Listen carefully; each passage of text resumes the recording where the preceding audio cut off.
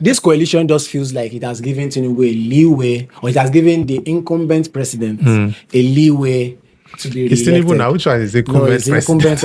I don't know who is there. I don't know who is our president. So the reason is true. We just said it. Two captains want to rule the ship. Actually, we're just saying too because of sentiment. There's Amechi. Amechi wants to run. He doesn't have that. Doesn't have the clout. The clout like that the other two. Because at the end of the day, when it comes down to it, it's still those two that they will now have to decide. Atiku and Peter Obi. And neither of them would want to be vice presidents to one another. I don't think either of them should be vice president. To be honest, which means one of them has to drop. Atiku has already been vice president for 2 times. He can't be vice president again. The only way to go is up. Now, with the clout around Obi, it would make 0 sense for Obi to accept to be vice president to anybody. Yeah. To be fair, and that is one. Secondly, the mood of the country and the political mood right now is that we have a 4-year term of a southerner, right? So we need a second term of it. We need 8 years for the south, because we've had 8 years for the north. Yeah. Do you understand? Now, so that is why people are saying, I am people. And I'm saying that the only way this coalition would make sense, anybody who is half intelligent would know that the only way this coalition can anybody be sense, half intelligent anyway, but I'm saying it's you don't need to be all that. If you're intelligent, you're intelligent. If you don't get it, you don't get it. Well, go ahead. A lot of people don't seem to be, because they are calling it Atiku-led coalition. And that's where there's problem. Because they feel like he's the bigger... Yeah, because Atiku, I think that Atiku is one of the problems of the Nigerian political situation. I think Atiku is one of the problems. Is that dark horse that keeps dragging I dislike the movement? I dislike Atiku's politics more than Tinubu. Politically, I respect Tinubu. Yeah. Because they are trying to play by Tinubu's playbook. Do you understand? And they are copying it wrongly. And this man understands the game. They call him a master strategist. Say what I don't like him that much. I don't even know him not to like him anyway. But politically, he's not my favorite. Yeah. But he has a political sense. The coalition that brought APC in 2014, 2015 is what made him the president today. It worked because this man was selfless.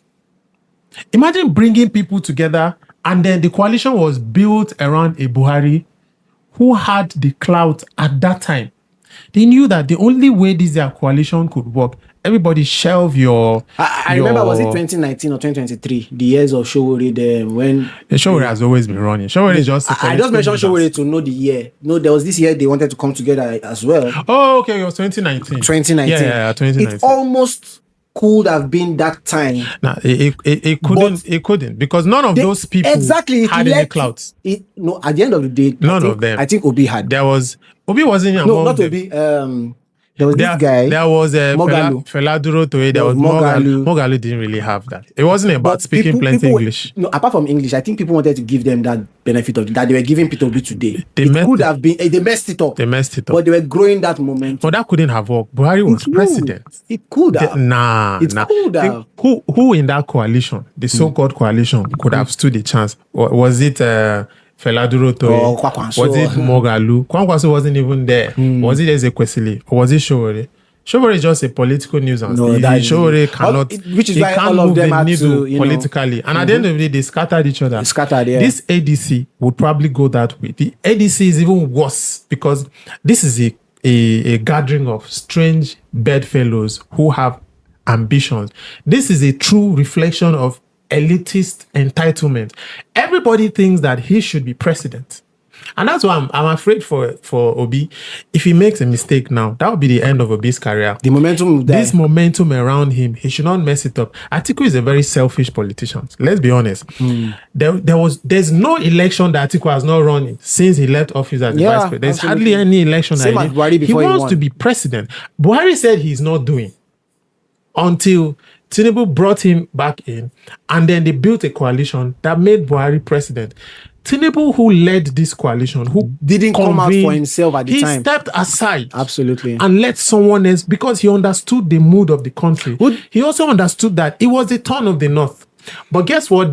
And then again, there's this northern elite selfishness that I'm seeing building around Atiku. And it's even unfortunate that some Southerners are falling for it. You know, people like Bashorun Dele Momodu, who I respect so much, but I guess he has his own personal issues. That's why he's always projecting Atiku. Whenever it is convenient to them, that's when they will tell you it's not about North and South. It should be about competence. And are there not competent people in the South? Who do you think? Who do you think can run under Obi at the moment in that coalition that would agree to be a vice president?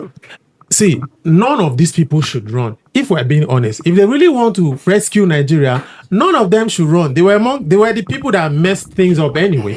Is it Atiku? Atiku is the reason PDP is dead. One of the reasons, anyway. No, he is the main reason. Really? Atiku's selfishness. I can beat my chest to tell you do you know why?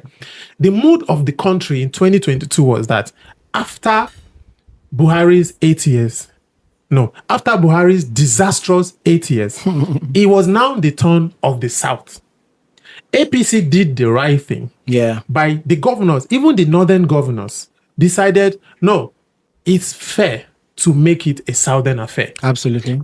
PDP, still under Atiku, they found a way to organize a committee, so-called zoning committee, to say, let us throw the ticket open. Anytime any political party that has Atiku in it say they want to throw a ticket open, they want to give it to Atiku. These ADC people are already talking like that. It's not about anybody's personal ambition. We're going to look for a way to have a free and fair primaries. You and I know. Even the devil and his wife know that there cannot be a free and fair primaries. It's going to be who has more dollars. Yeah. Obi doesn't have that type of money and he's definitely not going to build any. He's not going to throw dollars around. So they are already using that trick. No, let's throw it open for the competent person. They want to push Atiku through the back door. Now, again, it was his selfishness that caused I remember this interview Obi, honored recently, where they asked him why he had to join the ADC, why not continue to push the LP gospel. And I know I also asked in a previous episode of this podcast where I said all the people that most of the LP candidates that won in 2023, we can't really point to the fact that, now that we know that LP people are working, let's double down in 2027. We can't point to anything except the Alex Oti you mentioned. So I think maybe instead of pointing to the evil men, can we also build courage and point to Obi and say, maybe he is the one shooting himself on the feet this time? That's why I said, knowing fully well that this ADC, you're not just going to walk in there and shut everybody will say, take. So why go there in the first place? Because this is just 2 years to the election. Because that's a gathering of political hyenas. That's why I say I feel sorry for Obi. If he makes a mistake now, he's looking like he's already making it. Yeah, because a lot of people had doubt. Personally, I have my reservations. Not because Obi is a saint or I get nobody's a saint. It's because everybody wants this thing, and then you are amongst them. Why do you think they would let you have it? I think would think it's a big deal. Why should he step aside? In any case, in 2027, Atiku would be 80. Atiku would be our 80. incumbent president would be how old? Yeah, well, it should be around that same age. But the going to 90. Yeah, but the thing is that he's already incumbent. Do you understand? Because I said it somewhere, and somebody said, what of the incumbent president? He's also that old. Why should we not tell him to step aside? That's what we're trying to do. That's why we want someone else. In any case, it's like saying, because Ronaldo is 40 years old and he's still playing football, therefore, if your cousin who is 40 years old want to pursue professional football, you would encourage him. Will you won't encourage him? Ronaldo is a freak of nature. It doesn't make sense to now start at 40 because somebody is already doing it at 40. So Tinubu is that old and he's there. He's there already. And we're trying to get him out anyway. Now, you can't come into the pitch old. Do you understand? And there's no way to go back to LP or make it the LP. So people are protesting that. That's why he kept that option open. But I don't think it's a very intelligent thing to do. He kept it open. He said, "I've not left LP." Yeah, so that he said if they want to do that corner marking, he just goes back to. But that shows that it's not a matter of conviction. These people, which is the thing, these people will do this primary at the deadline. They will do it such that he can't go elsewhere. You can now come back. Coming back means you are taking yourself out of the They will do it such that he can't go elsewhere. So Obi will now not have a party to run on. It will be between Atiku and Tinubu. And Tinubu will win again anyway. Choose ye this day who ye shall serve. As for me and my family, it's the end. That is it.